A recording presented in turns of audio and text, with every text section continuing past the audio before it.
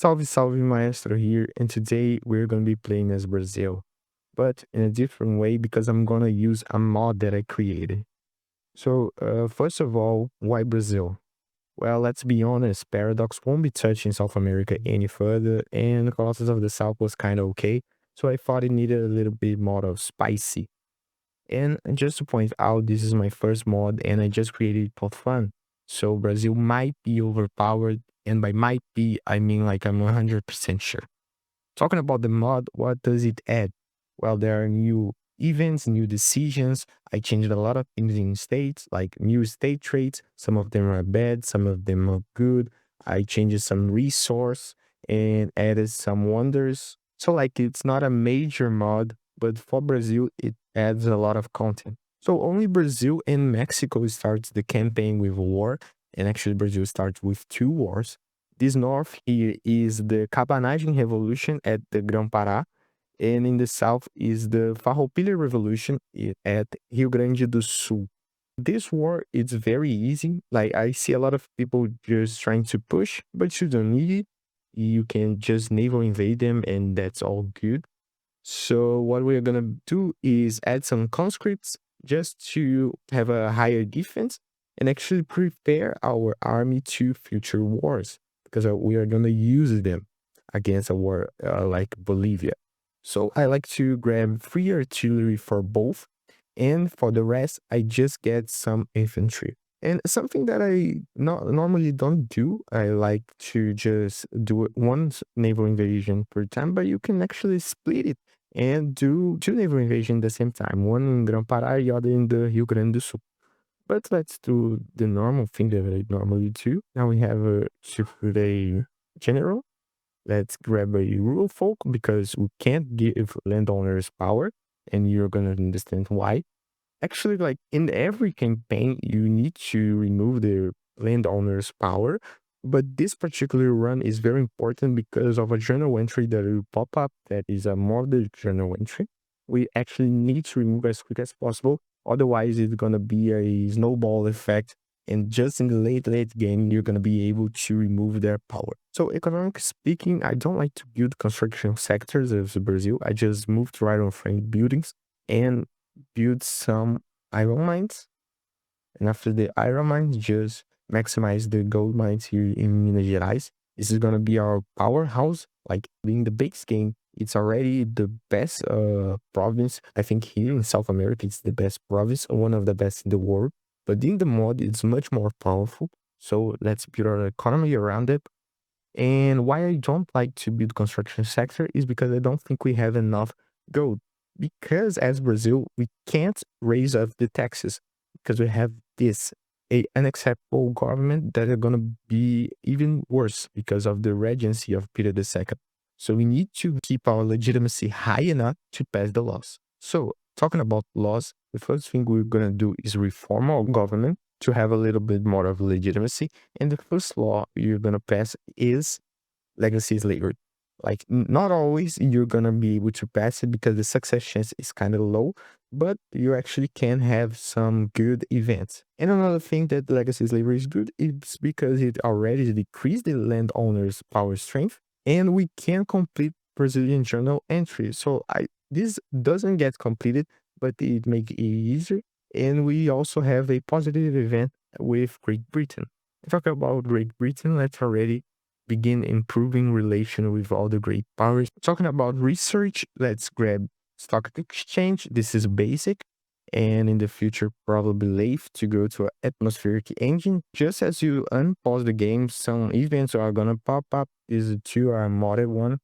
The first one normally is Regency of Beijing, and this is the first regency, first unified regency. Brazil had 4 regencies. The two first were like a council of men, and the two last were just one man took the power. This was the regency for Peter II, which was at the age of 10. The second is José Bonifácio. He is considered the patriarch of Brazilian independence, and is also considered like the first politician. He was the father figure for Peter II after Peter the First fleed to Portugal. And he actually had a lot of influence at the politics at the time. So he believed in some social and land reform, And that's why I changed the intelligentsia ideology to have strongly endorse slavery ban and endorse homesteading, and also to strongly endorse multiculturalism due to José Bonifácio ideas. And also, Pedro gets plus 10% mine throughput because José Bonifácio was a mine engineer, and since he was like the teacher of Peter II, I thought it would be cool. And the Emperor's Regency is the event that I said that would reduce legitimacy, so we need to deal with that. Oh, the naval invasion was successful. Like, I don't know why this happened. If someone can explain to me why does some naval invasions lags too much to invade? I think it was a naval invasion because this guy was set to defend, and like I waited, I canceled the naval invasion and they just didn't invade. I don't know why, but this normally happened to me, but this is okay. So for the Green Poncho Treaty, you always go for the first option is the historical one, and it will make it easier to integrate the Sulistas here. Naval invade here, and it's easy war for us. Luckily enough, this naval invasion was more quick, and now we already have the capital. You can just set the army to defend and wait for this to take down. Maybe they already accept the peace deal. Yes, they already accept, and we already won the both of the wars. And now that our two wars are done, we can already go for the Bolivian. So what you're gonna grab is make a protectorate. And in other runs, I usually grab La Paz and Potosi because of the gold mines. But nowadays, I just don't think it's worth it. It's a lot of infamy that you can expand, like making other people protectorate, going for Africa and this type of thing. For the other war goal, what I recommend is grab this Bolivian Amazonas. That is a claim of Brazil, so it's less infamy, and this state here, North Peruvian Pastaza, because you have a access to Ecuador and you can easily puppet them, and you don't need to wait until you decrease the Bolivian autonomy of this type of thing. So grab this state here, and you still have a lot of maneuvers due to the decision that we had before. So I usually just grab war reparations. For the war against Bolivia, I always naval invade here at this area and just march through its territory. I'm actually advancing here in the main front because they attacked me twice and lost all of the manpower, so it's just an easy win. But here in the naval invasion, it will actually be kind of hard because they usually don't put a lot of army here, but they have low manpower, so you're just gonna advance. And be aware of something, like you always want to grab La Paz because it's their capital and you want to this to tick down. But connecting these two provinces will split your front line, and you need to end with a bubble here, then to attack this north area. So this is kind of hard. And something that I actually just learned is that this guy, it say here where he's going to go. So he's defending in the province of Antofagasta. But when he will attack, it says right here which state he's going to be attacking. So if you have a front line with a lot of generals, you can set the general that you want to attack to not create these splits. So it's actually very interesting this, and I don't know how I didn't know it before. So as I said, the front line splitted, and now I need to clear this bubble here and then push for the north. And luckily, Legacy Slavery passed the drafting phase, and I'm very positive about it, and I think it might pass. Now the Peru-Bolivian war, it's already almost done. I just need to clear this province, and I think that it might start tick down. Technically, it says here that it needed to tick down already, but I don't know why. Maybe I need to control capitals. And let's see if also legacy slavery goes to voting phase, which is huge. Yeah, I think you need to control all the capitals in order to tick down. And this war is already won. I'm already defending here against them, and we can already put our war goals here and see when they will accept. Okay, legacy slavery is already on voting. This is very, very good because in no time, I think there will be an election. And normally, this election, what happen is that we decrease our legitimacy because the landowners gain power and we lose power. and we need to pass this before the election happen. And now Bolivia already accepted. Let's propose the peace deal. And as I said, I need to pass this as quick as possible. And that's why I'm not using my authority to increase at max the enactment time. Like, so we got the wins is okay. Like, it doesn't make any major change. The important thing is that now we have they as puppet, and we need to increase our influence because we need to begin improving relations with them.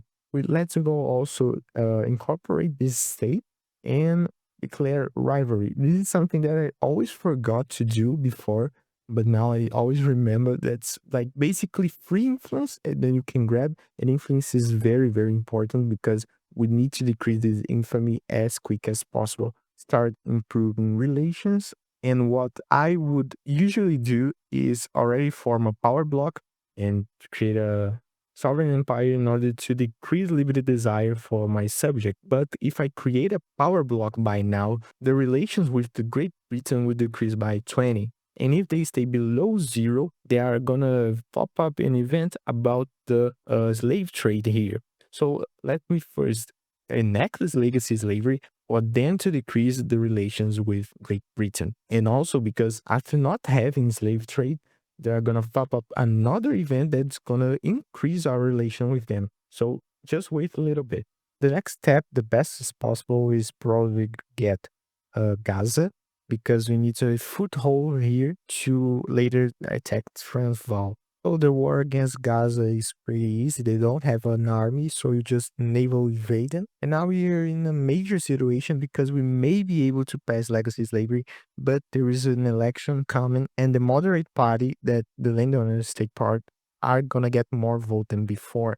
So I'm a little bit worried about it, but let's see how it goes. Let's also use our infamy here to make Argentina a puppet state. I already checked. Chile probably won't be joining, so it will be great because I don't think we have enough infamy to make two puppets at the same time. So 3 days to legacy slavery. Let's hope that it passes, and it doesn't pass. That's very shitty, but I hope that we can do better. Like, we need to pass in the second time. Like, if we lose that again, we will be very, very difficult. And we're already lagging behind the time.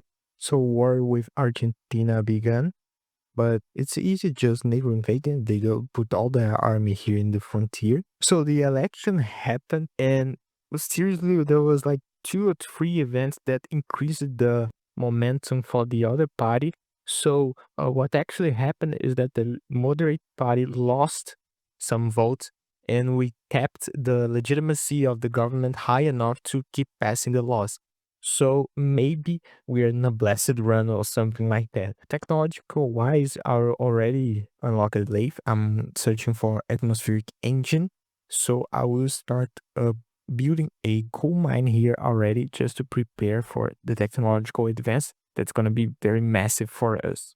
So the Argentinian war is over there, except they will become a protectorate of us and will pay war reparations. So that's all good. We are almost going to enact legacy slavery. I hope that this passes. Like, this is very, very important.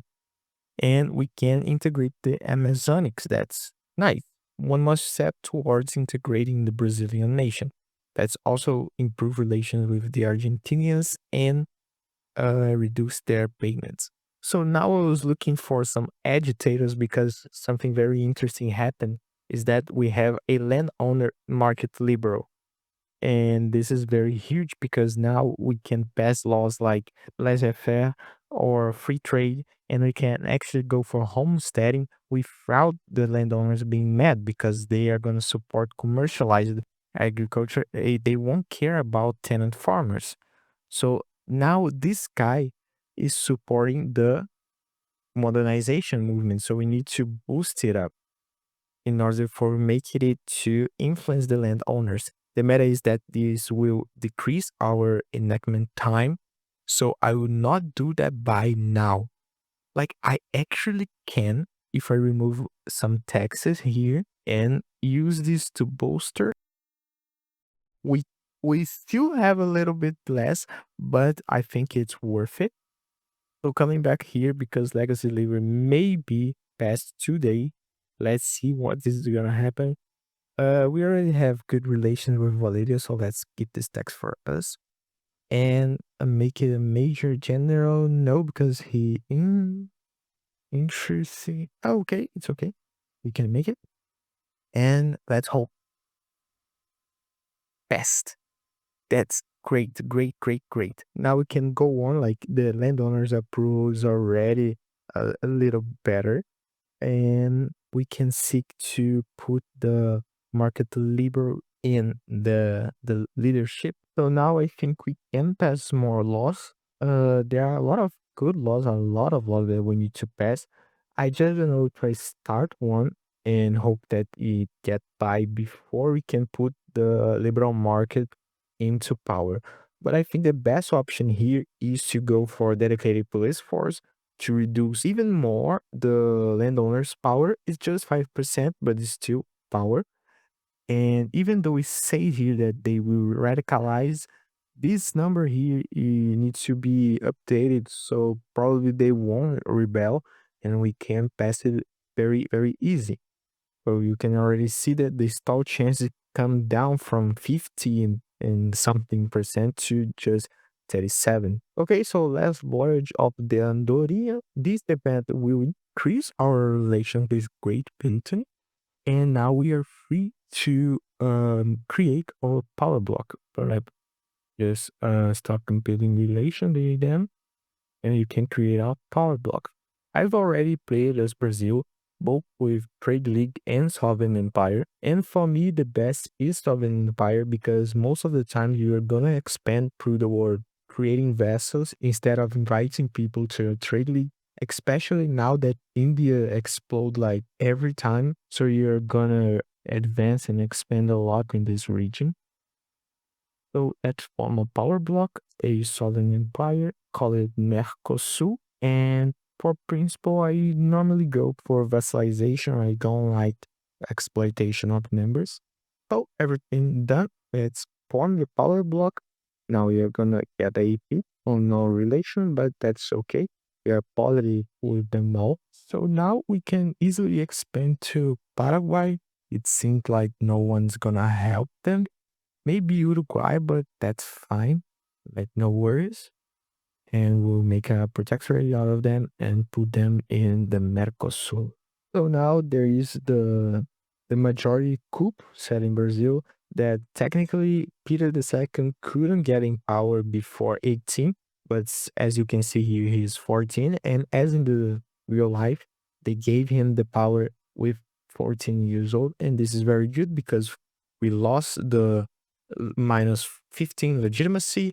It removes the trait child and he gets charismatic. And we are at war with Paraguay. They have a very big defense, but with a bigger army, we can just drill their manpower and easily win.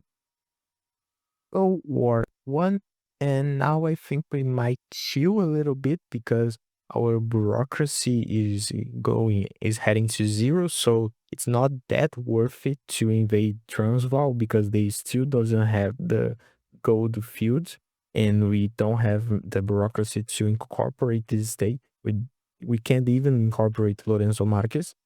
And all the other wars here, I'm gonna get to have a lot less of infamy because as you can see, if I wanna make Ecuador a protectorate, Chile will come in and like only Ecuador is a infamy. Chile might be like a 12, and I'm gonna pass the 50 debuff limit of infamy. Some people might say that to attack these miners here, but like their land is so worthless that I don't even think that the bureaucracy that I'm gonna waste or everything else is worth it to take it. So dedicated police force might pass now. I already had a setback, but finger crossed because the land owners are already kind of mad and the modernization movement already is in pressuring them. So we already can put this guy on the leadership and start passing like laissez-faire or free trade. The first one is probably gonna be laissez-faire, but let's see. all depends on this guy, and let's hope that it doesn't lag like the hereditary slavery happened. And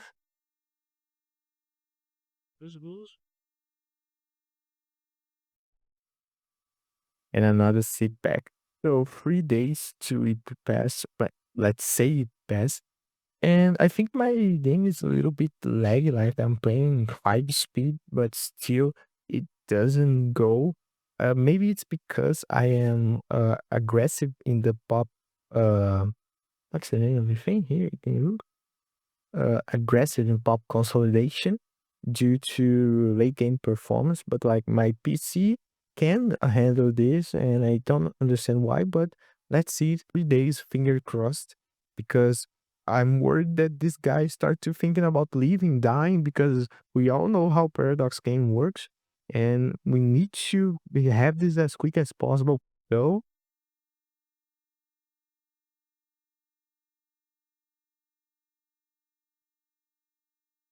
So a modern event popped out, and this is the liberal revolts of 1842. Historically speaking, the government crushed the rebels, but we can side with the rebels and decrease the pop attractions to landowners, which I think is great. And the American Civil War popped out. Like, this is very interesting because I don't know who I want to support. Like for me, it's better to support the Confederate State and make US weaker. But US has a lot of troops, a lot of conscript, and I don't know if I can handle it. Maybe I will try and also get a bankroll, but let's see how it goes. So another time, this needs to pass like 67% is too much, and by the way that this war is going, it looks like the South has a major chance. Like they boosted the South a lot since the beginning, and they sometimes they win. So I think I will side with the North, with the South, just to get a bankroll and won't send one man to them. Just get my bankroll and that's fine. Like they get the issue done because I already seen they win without support, so win again. And dedicated police force. So dedicated police force passed. I'm sorry I didn't record it because the game speeds already is actually increasing. I can't explain why. And also something that happened is that the Liberal Party splitted. So the Petit bourgeoisie and the Catholic Church went to the conservative power, increasing my government legitimacy. So increasing government legitimacy increased the speed that the enactment time speed that was cut by half. So now we have dedicated police force. And what I'm gonna do is put this guy in leadership. I just need to put the landowners in government, which won't be hard, like just uh, a little illegitimate. Okay, no problem. I will take them out and grant leadership. And boom, just like that, we have a market label. So now we can pass laissez-faire, look at the amount of support it has. And in the beginning of the game is the best economic model possible. So talking about the war up here, the North just doesn't produce battalions, it just doesn't have an army. So look at this, 16 army with low manpower, while the South has this ton and just 30 mobilized winning battles. So I think it's a easy bankroll for us. And the election is coming. Let's see how this is going to turn out. So now the war is very good. Like the United States have raised an army, but it's not enough to stop the South. And what actually happen is that they can decrease Bolivia autonomy. And why this is good? Because now Bolivia will be called to my wars. So if I want to declare war over Ecuador to make a protectorate and the Chile come in, I can put an argo to make Chile a protectorate too. And I will have a land, a frontier with them. So we can grab both of them in just one war and I have the infamy for it. So let's grab Ecuador here, and like no one will come in because United States is at war. Bolivia is my puppet, Argentina is my puppet, and only Chile will side, which I can easily get them. So as I said, Chile sided with Ecuador, but now we have a land frontier with them, which will be very easy. And Peru, I think, will also get in the fight.